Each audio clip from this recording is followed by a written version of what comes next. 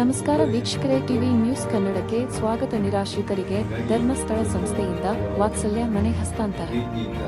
ಸವದತ್ತಿ ಸಮಾಜದಲ್ಲಿ ನಿರಾಶ್ರಿತ ಹಾಗೂ ಆರ್ಥಿಕವಾಗಿ ನಿರ್ಗತಿಕ ವೃದ್ಧರು, ದೀರ್ಘಕಾಲಿಕ ರೋಗಿಗಳಿಗೆ ತಾವು ಅಸಹಾಯಕರು ಎಂದು ಭಾವನೆ ಹೋಗಲಾಡಿಸುವ ಉದ್ದೇಶದಿಂದ ಧರ್ಮಸ್ಥಳ ಸಂಸ್ಥೆಯ ಮೂಲಕ ಡಿ ವೀರೇಂದ್ರ ಹೆಗ್ಗಡೆಯವರು ಹಾಗೂ ಹೇಮಾವತಿ ಹೆಗ್ಗಡೆಯವರು ಜ್ಞಾನ ವಿಕಾಸದ ಕಾರ್ಯಕ್ರಮದಡಿಯಲ್ಲಿ ವಾತ್ಸಲ್ಯ ಮನೆ ನಿರ್ಮಿಸುವ ಯೋಜನೆ ಹಾಕಿಕೊಂಡಿದ್ದು, ರಾಜ್ಯದಲ್ಲಿ ಸುಮಾರು 850 ವಾತ್ಸಲ್ಯ ಮನೆ ನಿರ್ಮಿಸಿಕೊಡಲಾಗಿದೆ ಎಂದು ಸಂಸ್ಥೆಯ ಜಿಲ್ಲಾ ನಿರ್ದೇಶಕರಾದ ಶ್ರೀ ಲವಕುಮಾರ HR ಹೇಳಿದರು.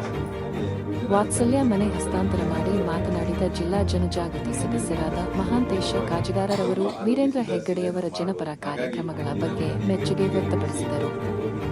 ಸವದತ್ತಿ ತಾಲೂಕಿನ ಹನುಮಗೇರಿ ಓಣಿಯ ಗಿರಿಜಮ್ಮ ಅರಗಂಜಿಯವರಿಗೆ ರು. 1.35 ಲಕ್ಷ ವೆಚ್ಚದಲ್ಲಿ ವಾತ್ಸಲ್ಯ ಮನೆ ನಿರ್ಮಿಸಿ ಕೊಡಲಾಗಿದೆ. ಕಾರ್ಯಕ್ರಮದಲ್ಲಿ ಸವದತ್ತಿ ಯಲ್ಲಮ್ಮ ನಗರಸಭೆಯ ಉಪಾಧ್ಯಕ್ಷರಾದ ಕೌಶಲ್ಯ ನಾರಾಯಣ ಮೋಟೆಕರ, ಯೋಜನಾಧಿಕಾರಿ ಸುಬ್ರಾಯ ನಾಯ್ಕ, ಒಕ್ಕೂಟದ ಅಧ್ಯಕ್ಷರಾದ ಸರಸ್ವತಿ ಸಿಂಗಾಡಿ, ಜ್ಞಾನ ವಿಕಾಸ ಸಮನ್ವಯಾಧಿಕಾರಿ ನಿರ್ಮಲ ಕಳಸಗೌಡರ, ಆಡಳಿತ ಸಹಾಯಕ ಪ್ರಬಂಧಕ ಶಶಿಕಾಂತ ಮಾಳಿ, ಸೇವಾ ಪ್ರತಿನಿಧಿಗಳಾದ ಕಸ್ತೂರಿ ಮುತಗಿ, ಶಕುಂತಲಾ ಪಾಟೀಲ ಮುಂತಾದವರು ಉಪಸ್ಥಿತರಿದ್ದರು. ವರದಿ ಮುಸ್ತಾಕ್ ಹತ್ತಿಕಟಗಿ. ಏನು ಮಾಸಾಸನ ಪಡೆಯುವಂತ ವ್ಯಕ್ತಿ ಇದ್ದಾರ ಅಂತಹ ವ್ಯಕ್ತಿಗಳಿಗೆ ನಾವು ಪ್ರತಿ ತಿಂಗಳು ಮಾಸಾಸನವನ್ನು ಕೊಡ್ತಾ ಇದ್ದೇವೆ. ಆದ್ರೆ ಆ ಹಣವನ್ನು ನಂಬಿಕೊಂಡವರಿದ್ದಾರೆ. ಆ ಕಾರಣಕ್ಕೆ ಲಾಕ್ಡೌನ್ ಆದ್ರೂ ಕೂಡ ಆ ಹಣವನ್ನು ಮಾತ್ರ ಅವರಿಗೆ ಸರ್ಕಾರಕ್ಕೆ ತಪ್ಪಿಸಬೇಕು ಅಂತ ಹೇಳಿ ಆಗ ನಾವೇನ್ ಮಾಡಿದ್ವಿ ಅಂತ ಹೇಳಿದ್ರೆ,